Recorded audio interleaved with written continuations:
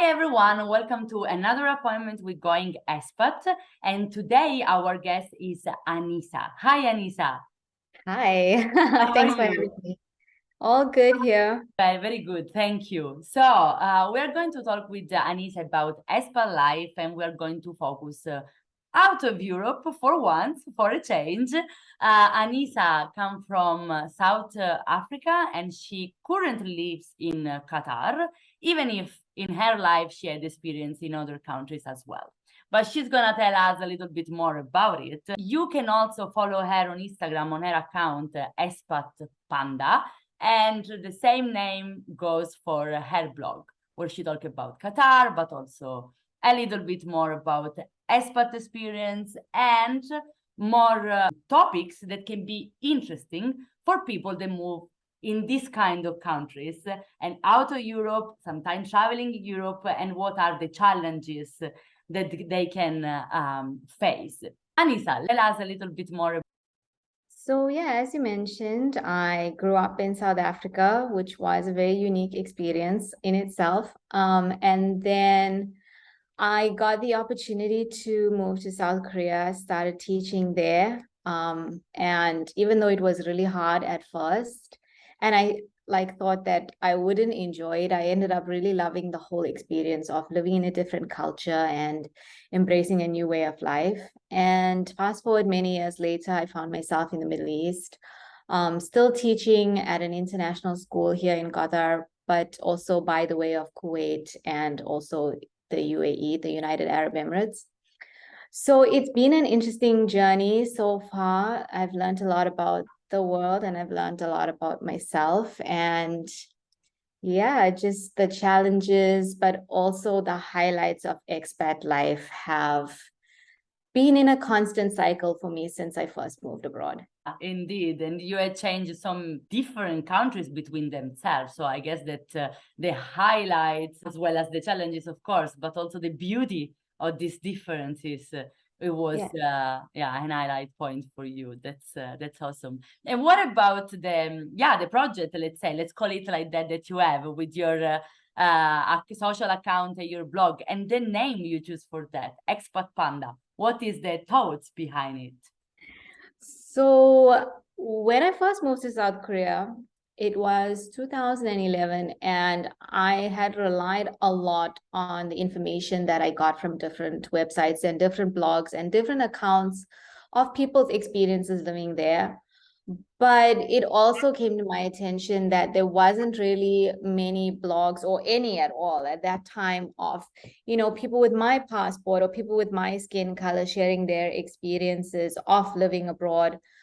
Forget even in South Korea, like just living, elsewhere. So it really inspired me to start my own platform and to talk about my experiences so that, if people felt like this wasn't for them because of the way they looked or where they came from, they could see like, oh, this person did it and it is a possibility and I shouldn't let those factors hold me back.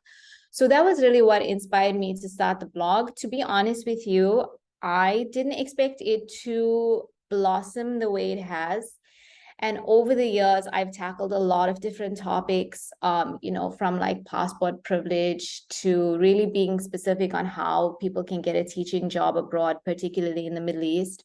And that wasn't my intention. My intention was always kind of just to share my experience, but it really moved beyond that. So it has become quite a useful resource. Yeah. So I'm kind of proud of that. And then about the name, I don't know. People always ask me about this, and there isn't really a meaningful or significant story because, again, when I started it, it was just like a side hobby. So it's like, oh, what's my favorite animal? Well, I really love pandas, and oh, I guess I'm moving abroad, so I'm an expat panda, and I didn't give it much thought. I think I even like asked my family to suggest names, and one of them came up with it. But now it's like my identity, and everybody asks me like, oh, so tell us the story behind the name, and it's Yeah. like Yeah, it sounds very curious as a name, but it's also okay to don't have many thoughts behind it. I mean, it's just a name or something that you are, and you like, as you say, Yeah. the expat, and you like pandas. It's actually very nice, and it's very interesting what you say about how your blog or your social media developed themselves during the time, because you start just like, okay, I want to share my experience, and basically that's it. Maybe there was some thoughts already about empowering people that have your passport, color of skin, and so on, to realize they can do that. Everyone can do that. And the condition from where we start doesn't have to stop us. This is something that probably contribute to the fact that your account now is so followed and people really enjoy reading it, as well as the practical information about, for example, being a teacher abroad. And you say a lot about it, also with some nice and fun reels on Instagram. Two topics that I recall the most that I have seen on your account were what to do if you had to request a visa because of your passport or because of where you live to move, for example, to Europe. And the other one was about the idea of inclusion and how people could also better learn to talk and to ask questions. But let's take one step at a time. Yeah. What about the visa? How difficult was for you, if it was difficult, or what is more important to remember when you want to travel, for example, from Qatar to Europe? And then it works also the other way around. So like most nationalities where white people are not the majority, we are put in this situation where we have to apply for different visas to go to certain countries.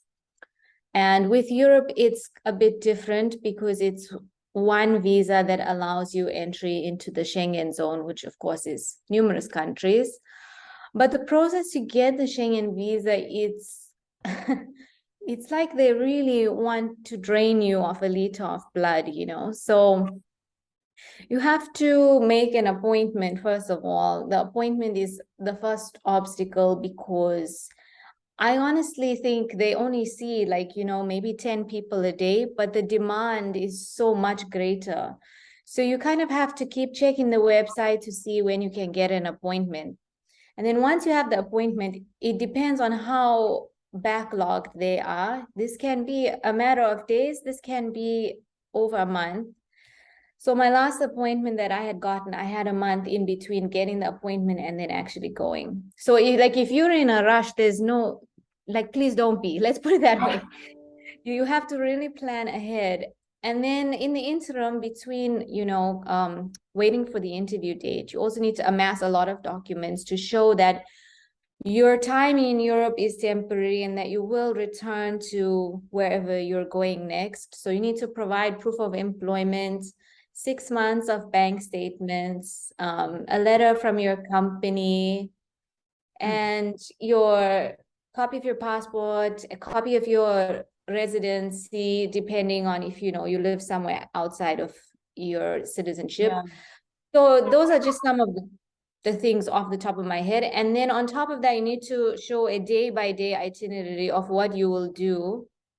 And then you have to have flight bookings, but you should not book the flight because then if you don't get the visa, you lose the money.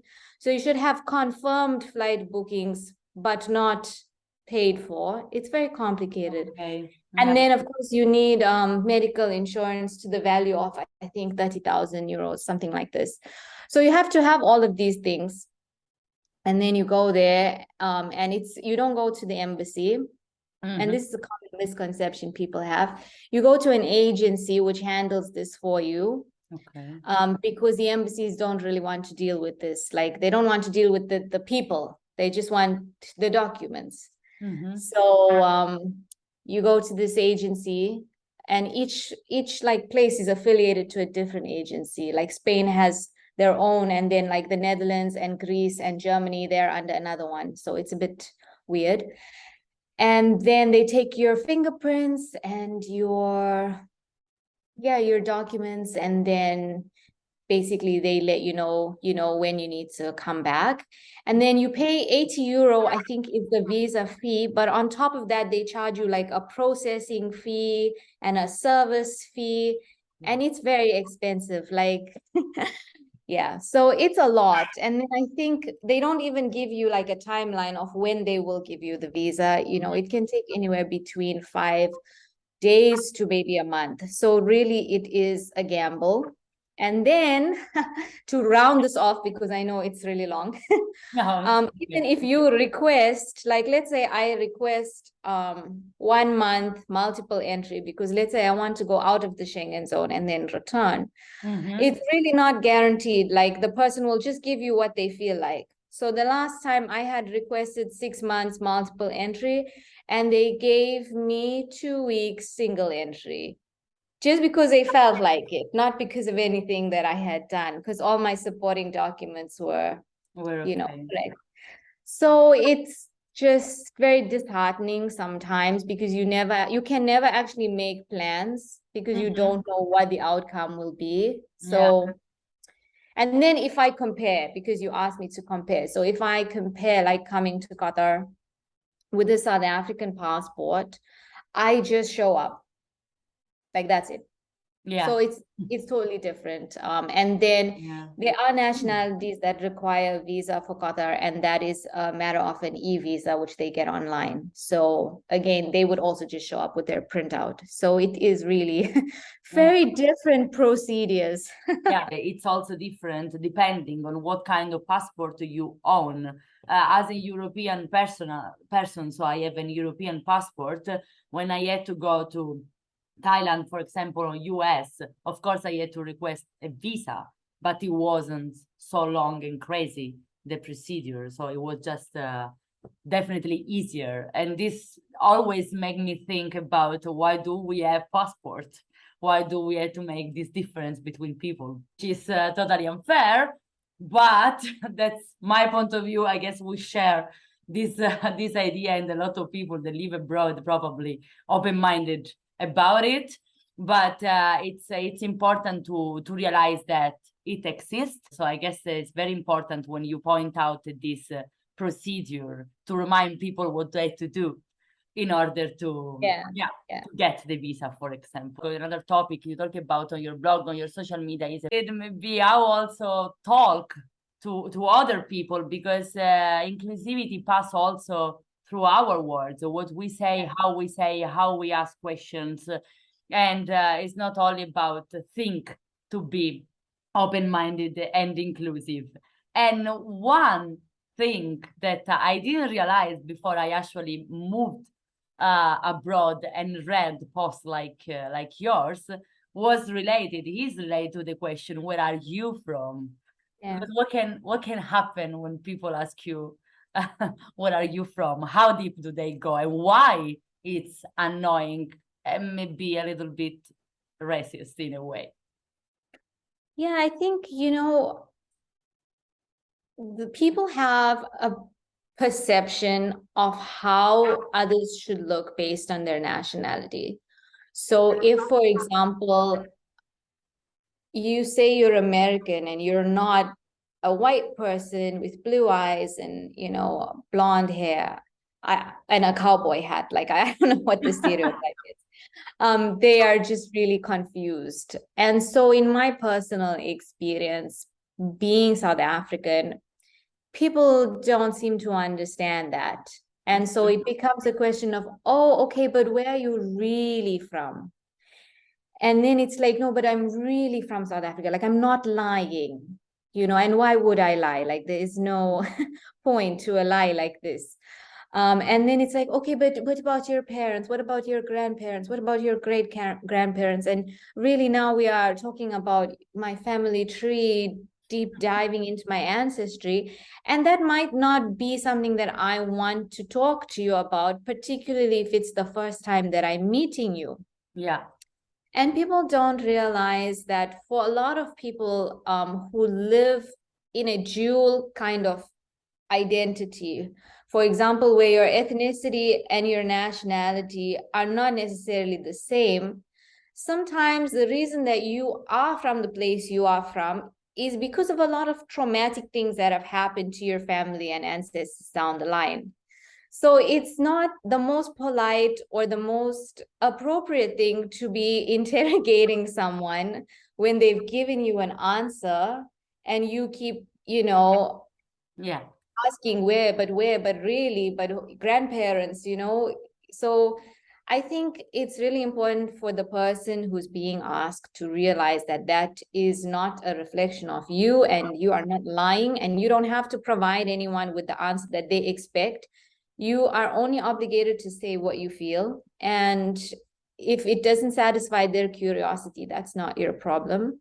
And I think for people asking, you have to be mindful that the concept of identity can be very sensitive for people. And it's always better to just accept the answer as it is. If that person feels comfortable talking to you about more detailed things as they get to know you better, they will, and that will be a more meaningful discussion than if you try to interrogate them and put them on the spot. Yeah, I agree. And I like the fact that you gave tips to, both sides, like how people that receive the question have to perceive it, and that it's fine to say, this is my answer, and, deal with that. On the other side, it is important for the people that normally ask this kind of question to be mindful, to think, what if this question would have been asked to me? We are talking more about these topics. I guess this is gonna help the future generation, our generation. Fingers crossed. Or you had the possibility to talk to people from different countries, to live in different countries, and you are a teacher, so you also teach a teenager mainly. Yes. You have different background and are from different countries as well. What did it give to you? What you are keeping on learning in your expat journey, thanks to the people you talk to and you work with? I think there's no stop to the experiences that you have. Like you can be living abroad for 10, 20 years, but you never stop learning because the world is constantly changing. And if you live abroad, you're always seeing things from different perspectives. And so one of the things that's really enlightening to me is that I might have a certain worldview based on my cultural lens, the socioeconomic position that I've come from, or, the way things are perceived in the society I grew up in. But then when you move somewhere else, other people see things very differently. And you start to open your mind to the idea that there's no normal. Like what you thought was normal is just one aspect. Other people think other things are normal, and that's okay. If someone doesn't think the way you do, it doesn't mean that they're wrong. Mm-hmm. And so that's one of the key things that I'm constantly learning and really embracing from the people around me, particularly people who don't come from the same place that I come from, or who have very different religious beliefs or cultural identities. And I'm just constantly learning what they consider, as a certain point of view for themselves. And I'm challenging myself to see things from those different points of view and understanding that different is not wrong. It's just different. Yes. And that also kind of helps you to become more adaptive and more open-minded and able to embrace different things. I feel like it really helps you to push yourself out of your comfort zone. So for me, that's one of the main highlights of living abroad, is just having those different interactions with people and learning, just being open to learning about all sorts of weird and wonderful things. Yeah. Yeah, I really like the idea to keep on learning every day, and this idea of this blending cultures, which is not choosing between my culture or the culture of the place where I live, but is taking the most of them and maybe put together, creating your own. Exactly, yeah. And I remember last time we talked, maybe offline, you were saying, for you it's quite also normal in a way, because you come from a country where this mix of culture is already the reality, what happened anyway. Yeah, I think when we talk about like what a South African person should look like or sound like, I always find that idea quite laughable because if someone actually came to South Africa, they would be so shocked at the diversity of the people. You can find people of every ethnicity and every color, and there really is no like South African recipe. Just because of the patterns of migration and how people have come and started their lives in this weird corner of the world. So, because we're known as the Rainbow Nation, the concept of cultural blending has been very much a norm and is a norm. It's very normal to have your neighbors send you things for, Diwali, the Hindu festival of lights, or to be going down the street and you hear the call to prayer from the mosque, or, okay, we're taking Christmas Day off. Like, this is very normal. It doesn't matter of your religious beliefs. It's just that's how it is. Like, you're aware of all the things that people are celebrating. And if you went to somebody's wedding, like maybe you would go and eat some food that isn't, what you would normally eat, but you would be open to it because that's very much a part of being South African. And particularly for me, like I grew up in a time when apartheid was dismantled. Mm-hmm. In apartheid was dismantled in 1994. I think I was about 6 years old. So it was really like that time when South Africans kind of came together and finally integrated for the first time. So cultural blending has been a norm. And like for my siblings who were born much later, this is like they don't understand that there could be a different kind of way of life. Yeah. So the idea of homogenous society doesn't really exist in South Africa. You're just constantly using words from different languages and eating things that might not be from your culture and wearing things that are from here and from there, and it's all good. Like I'm Yeah. not saying there's no like hard feelings. Of course there's some conflict now and then, but it is also normal to be doing things that are not particularly specific to your culture. What about life in Qatar? Because of course I have informed some of the followers that we are having this conversation, and I got some questions. People were very curious. I guess that in my community, maybe it's not so common to have people that live in Qatar. And Yeah, nowadays, of course, we are talking a lot about Qatar because of the soccer FIFA championship. World Cup. How is Qatar? What is correct about the perception we are having? There's so many things to unpack. So Yeah. let's start off with life in Qatar. I would say Qatar is a very small conservative country, and people might have that perception. And I think that perception to some extent is very true. Religion is a huge component of Qatari society, and that lends itself into almost all aspects. For example, like on Friday is a main prayer. Mm-hmm. And during that time, like everywhere is closed. Like you cannot go to the shop. Mm. So those little things that come about as a result of religion, they do kind of find their way into your life, whether you believe in that religion or not. Qatar is also relatively wealthy, and that's something that's not anything to be ashamed about. They have oil money, and they've done really well for themselves in building their country from a desert into quite an impressive little metropolis. So the infrastructure is really impressive. Things generally operate at a high quality, and it is expensive, offering you a very high quality of life. So that's also something worth saying. Some Mm-hmm. of the things I like about Qatar, a very slow pace of life, especially if I compare it to where I lived before, which was Dubai. Mm-hmm. Very much big emphasis on arts, on culture, on theater, on museums. Like they're really into promoting their heritage and promoting their culture, which is fantastic. It's not all about, nightclubs and theme parks and this kind of thing, which I can appreciate. I mean, that's not for everyone, but I'm pretty boring. um, and things that I don't like about Qatar, you know, Qatar is very small. Mm. And during COVID, it was like I was seeing all of my friends and family, doing staycations in South Africa and going to different provinces. And I had nowhere to go. Like, this is it. It's just small. So that can be a bit unnerving at times, especially coming from a big country like Yeah. I do, with a very diverse landscape. Whereas here, there's just sand.